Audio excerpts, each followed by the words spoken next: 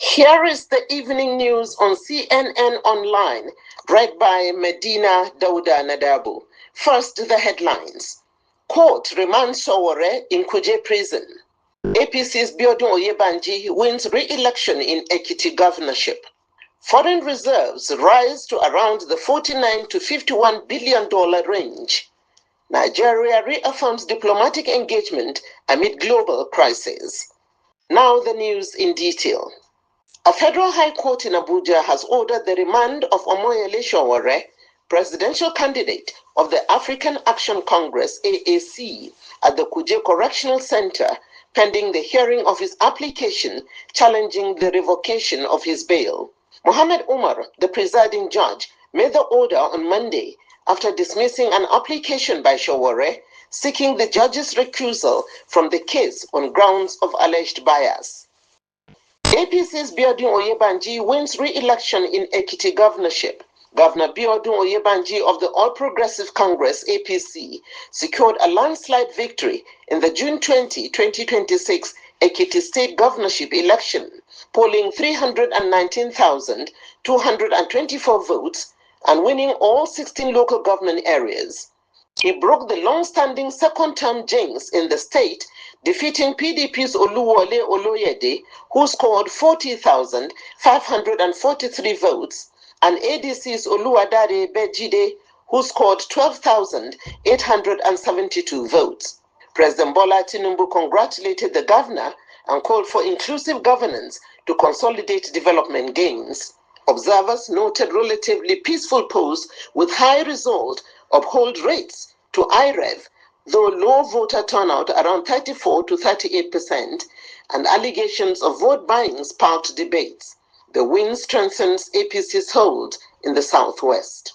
APC's victories in Ekiti by-election reflect public confidence in Tinubu's reforms, says Yilwada. The national chairman of the All Progressives Congress, APC, Professor Nentawe Yilwada, has described the party's sweeping victory in the Ekiti state governorship election and its strong performance in recent by-elections across the country as a clear endorsement of the administration of President Bola Ahmed Tinubu and the APC's governance agenda. Southeast leaders explore political solutions for Nnamdi Kanu's release. Leaders from the Southeast geopolitical zone are actively pursuing political avenues for the release of IPOB leader Nnamdi Kanu. Minister of Works Dave Umahi highlighted ongoing engagements aimed at resolving the impasse. This move comes amid broader calls for dialogue to address regional agitations and promote national unity. Stakeholders believe a political resolution could de-escalate tensions in the Southeast. The federal government has remained cautious, emphasizing adherence to legal processes while remaining open to constructive talks. Tinubu's support praised by Enugu Governor Peter Mba. Enugu State Governor Peter Mba commended President Bola Ahmed Tinubu for federal support that has enabled key people-oriented projects in the state. Mba noted improvements in infrastructure and governance initiatives made possible through collaboration with the federal government.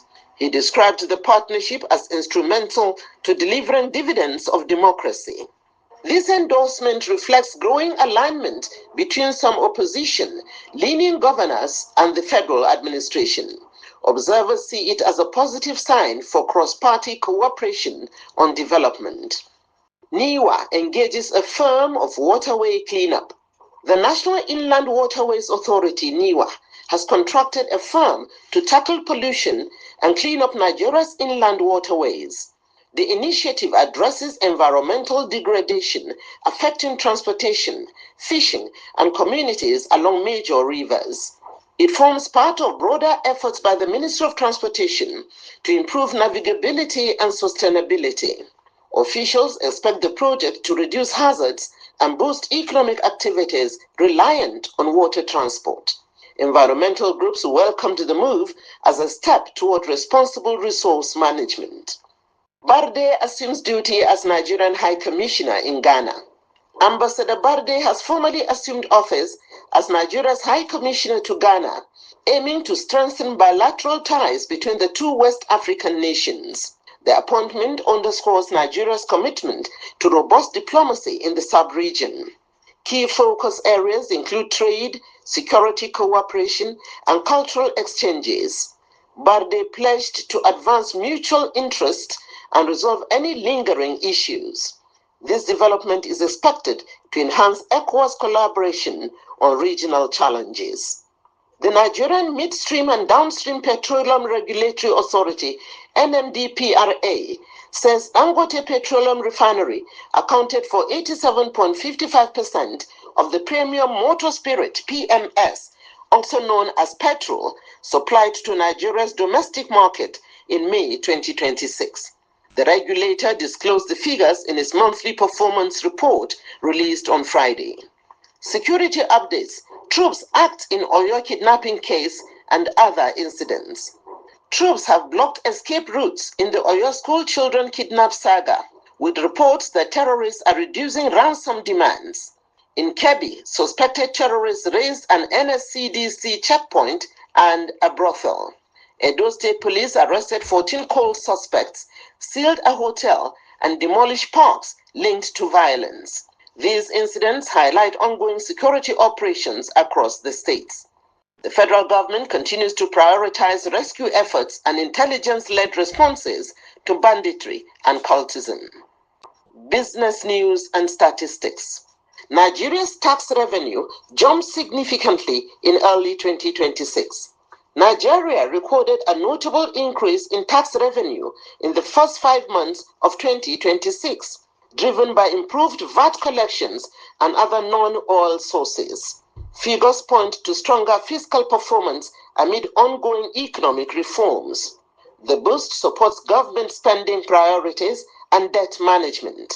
Analysts link the rise to better tax administration and compliance. This development offers cautious optimism for revenue diversification away from oil. Foreign reserves rise to around the $49 to $51 billion range. Nigeria's foreign reserves have climbed to approximately $49.58 billion or higher in recent months, marking one of the strongest positions in years. The improvement stems from current account surpluses, FX reforms, and non-resident inflows. It provides a buffer against external shocks and supports naira stability efforts. CBN policies continue to focus on building and maintaining these reserves. Economists view this as a positive signal for investor confidence. Q1 and Q2 2026 GDP and economic growth indicators.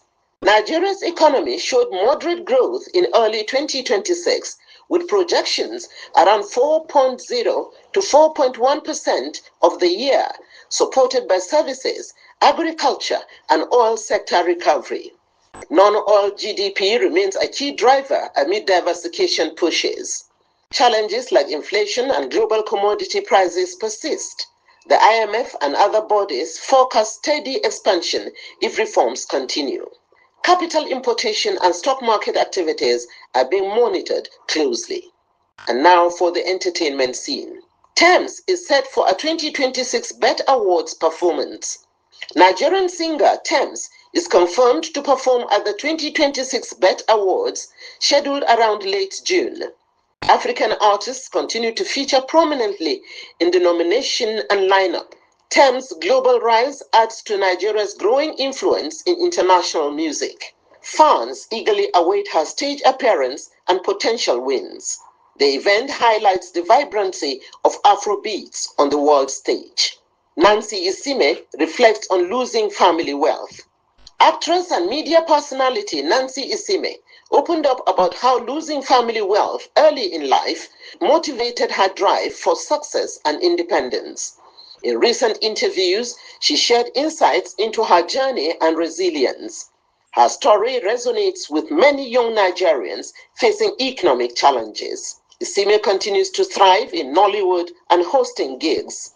The revelation humanizes her public persona and inspires fans. On the foreign scene, Nigeria and Ethiopia sentence persons transfer agreement signed. Nigeria and Ethiopia signed a sentenced persons transfer agreement with optimism for swift implementation to allow citizens to serve sentences in their home countries. The pact reflects a citizen-centered diplomatic approach. It aims to ease humanitarian concerns for prisoners abroad. Officials expect it to strengthen bilateral judicial cooperation. This is part of broader efforts to enhance consular services. Nigeria assumes the presidency of the Conference on Disarmament. Nigeria formally assumed the presidency of the Conference on Disarmament, taking a leadership role in global arms control discussions. Ambassador Bianca Odumegu Ojukwu and team are driving key agendas. The position elevates Nigeria's voice in multilateral forums. Focus includes addressing regional security threats. It underscores the country's active diplomacy on peace and security. Nigeria reaffirms diplomatic engagement amid global crisis. Nigeria continues diplomatic efforts to protect citizens and engage on international issues, including tensions in the Gulf region. The Ministry of Foreign Affairs monitors situations that could affect Nigerians abroad. Efforts include coordination with partners for safe evacuations if needed. This proactive stance reflects commitment to citizen welfare. Broader engagements with China, Mauritania, and others are ongoing. That ends the news on CNN Online. I am Medina Dauda Nadabu. Have a pleasant evening.